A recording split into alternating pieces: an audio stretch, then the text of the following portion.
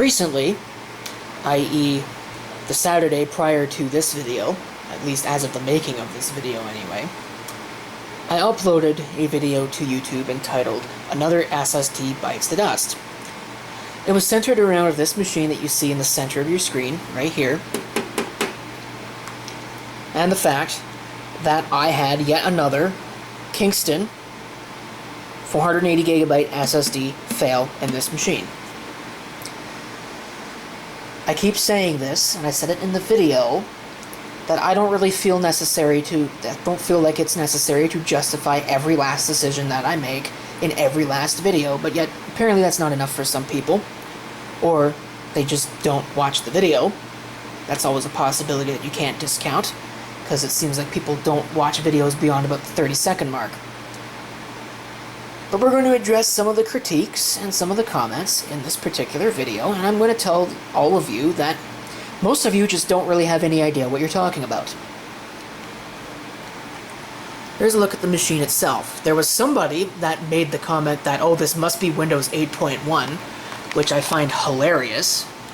Again, tell me you didn't watch the video without telling me you didn't watch the video.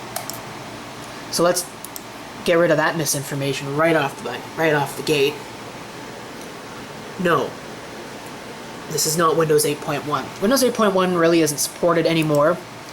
This runs VirtualBox. It's a virtual machine hypervisor, I guess you could call it.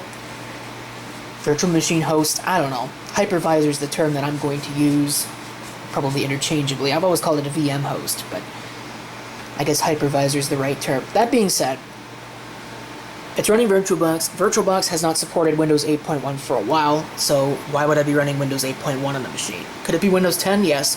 In fact, it's based on Windows 10, but again, you might want to use your critical thinking skills and pay attention to what's going on, and you might learn something. The reason why I have the resource monitor up is so that we can take a look at the disk active times. And we'll just go ahead and have a quick look-see at the activity over the course of a bit of time here.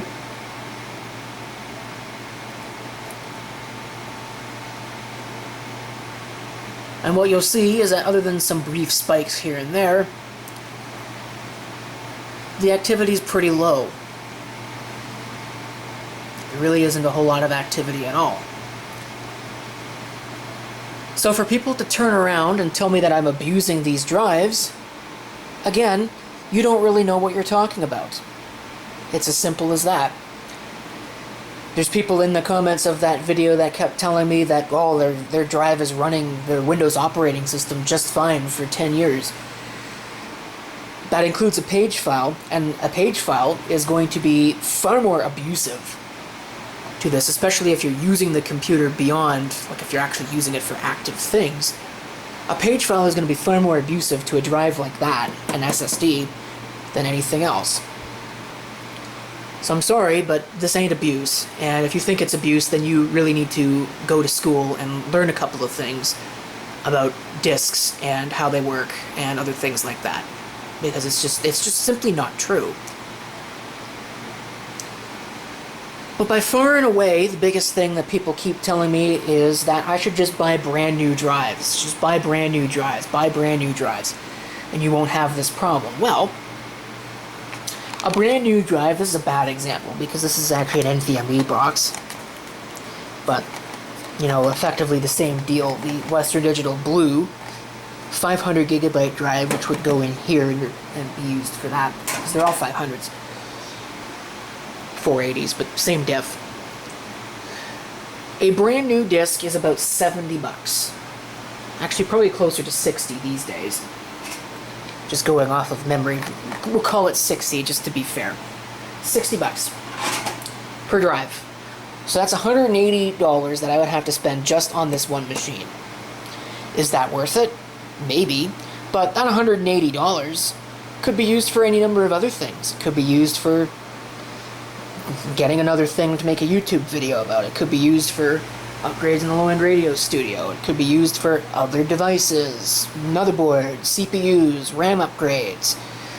Or it could be used for things like gasoline from my car, groceries, a savings account, which is such a novel concept.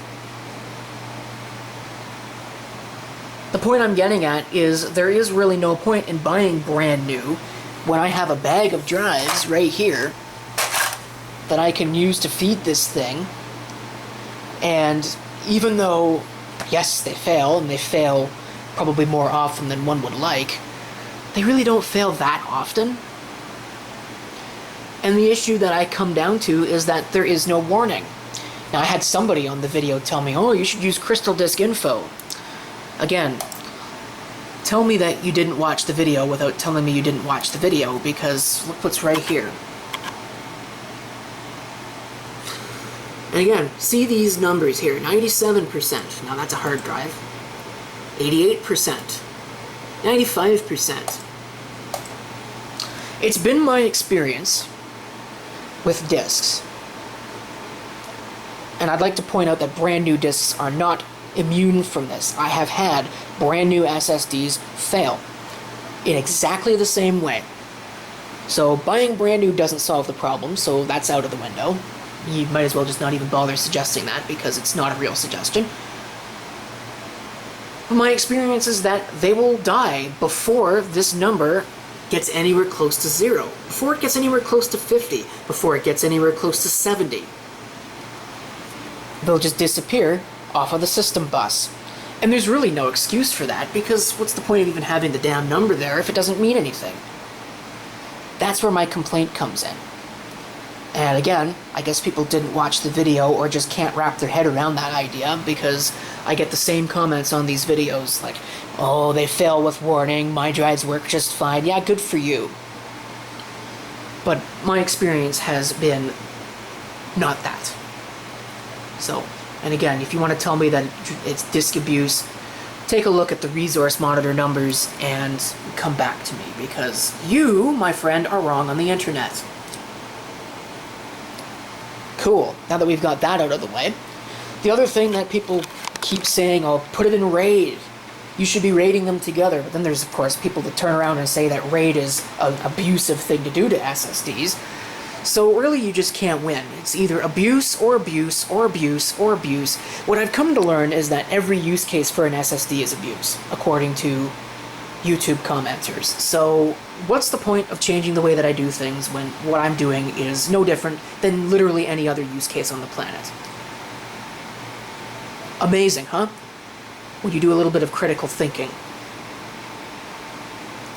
So, to say that I'm a little irritated that I once again have to make a freaking video explaining why it is that I'm doing things the way that I'm doing, I don't understand. And it's funny, you can go onto YouTube and you could probably find 1,000,001 other people who have uploaded videos talking about the same thing, and they don't get the kind of pushback that I do. It's just, I don't understand it. Maybe it's holdover from the Ubuntu Linux sucks days, that people watch that video and think this guy's a moron, and so everything that he does must be moronic. I don't know. That video was uploaded almost 20 years ago. So, well, 25 years ago. 15 years ago. Mathematics. It's not really the point of this, but... There's your comment addressing. There's no RAID on this machine. I have no intentions of running RAID. It is a waste of disk space to run RAID on something like this, because you're wasting an entire drive. It's just not, it's just there's no point. There's just no point. I have backups. So, like, sometimes you just need to take a step back. You need to watch the entire video. You need to think about what I'm saying in the video, and you need to understand that not everybody is made of money. Not everybody is doing this on an enterprise level. There's someone who said I should get enterprise SSDs. Again, completely missing the point of everything. This is a personal setup that I'm using mostly for experimentation more than anything else. In a home environment, there is no reason to blow that kind of money on something when this suffices. It's just fine. The video was not, oh, SSDs are terrible and this is why. The video was, this SSD failed, this is why I think it failed, I don't think it should have failed. I think that's stupid. Let's replace it.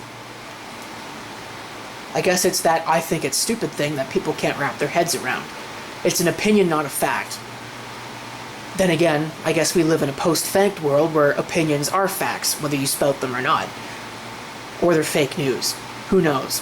But I thought I'd make this, I guess, not really quick video. It's 10 minutes long about this whole situation and why I think it's stupid and why people really just need to get a grip on reality before making comments on videos. Now watch, I'll get flamed in the comments of this video for daring to say the kinds of things that I did. But it's an opinion, and if you can't handle it, then GTFO, quite frankly. That's it. Thanks for watching. If you have got a comment that's not abject stupidity, go ahead and leave it below.